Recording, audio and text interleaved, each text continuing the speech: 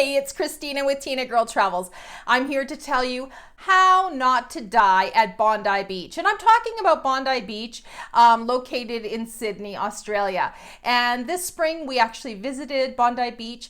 We had a fabulous time, but I'm going to tell you a few cool things about that place, including how not to die. So stay tuned.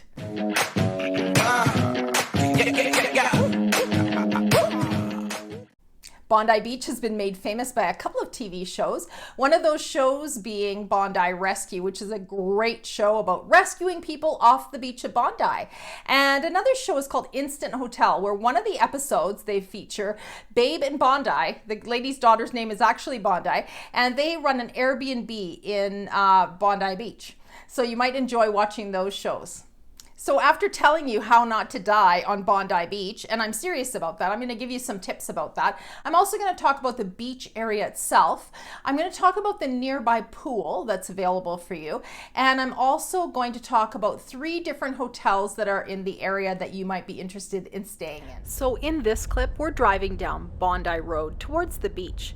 It's probably around 8 a.m. or so it's pretty early. So we just got off a 14-hour flight from San Francisco, and we arrived in Sydney, Australia at 6:30 in the morning. We got our luggage and a rental car, and we had a few hours to kill before we're able to check into our hotel. So Bondi is a little bit out of the way of downtown Sydney. Having a rental car is ideal, but you know what? It's not necessary. You can catch a bus. Parking at Bondi is not cheap. You're looking at about $8 per hour for beachside parking. If you're willing to walk a few blocks, you're likely to find parking for cheaper. Look at that sand. It's like walking through brown sugar. So I understand why people drown here and at many other beaches around Australia, because the first thing you want to do is kick your shoes off and run straight into that water. It's just so inviting. If you're like me, I usually swim in pools, and I think many people who visit Bondi and beaches from around Australia are from other parts of the world, and they have very little experience swimming in conditions like this. Those waves can be powerful, and the rip currents can be so strong. Bondi Beach is located about 4 miles east of downtown Sydney, and the beach itself is just over half a mile long, so about a kilometer.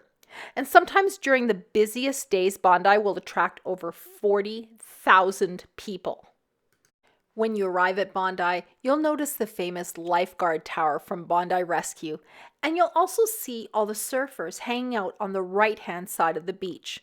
The waves tend to be perfect for surfing there, and that's not where you want to swim.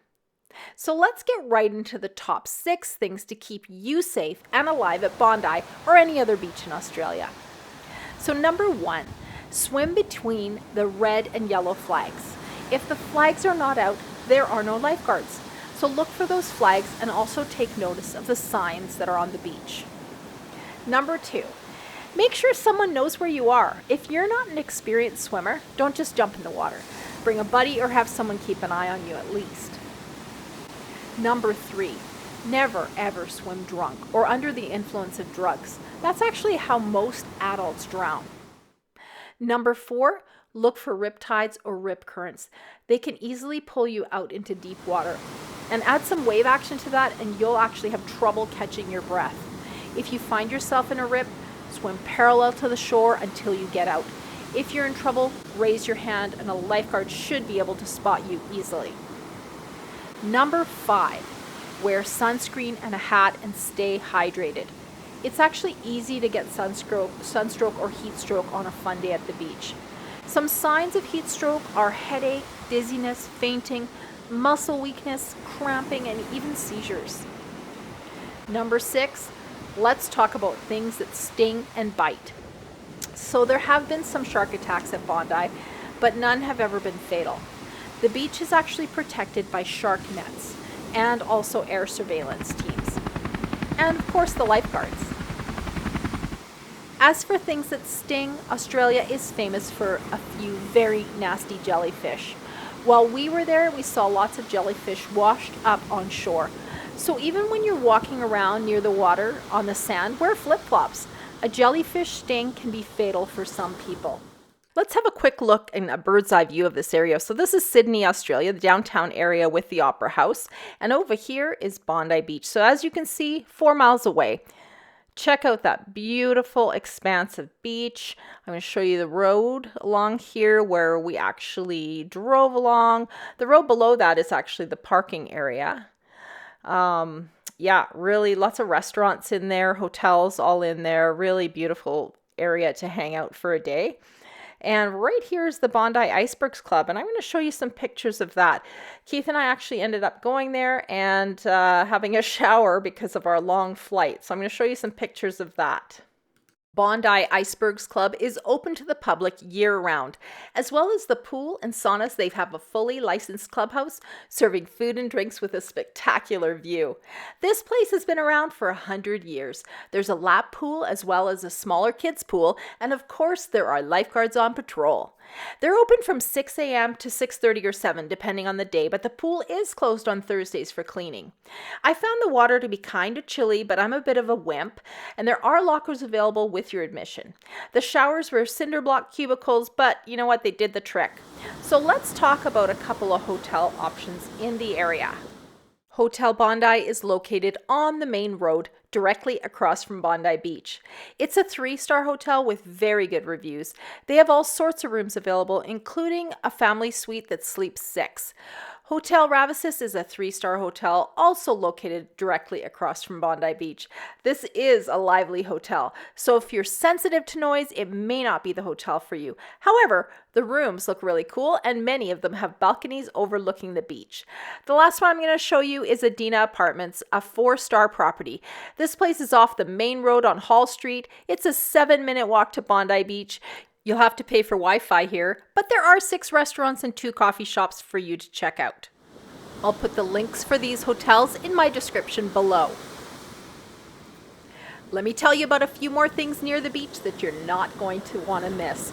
There's the Bondi Skate Park for skateboarders. That's located by the parking lot on the right-hand side of the beach, and it's open 24 hours.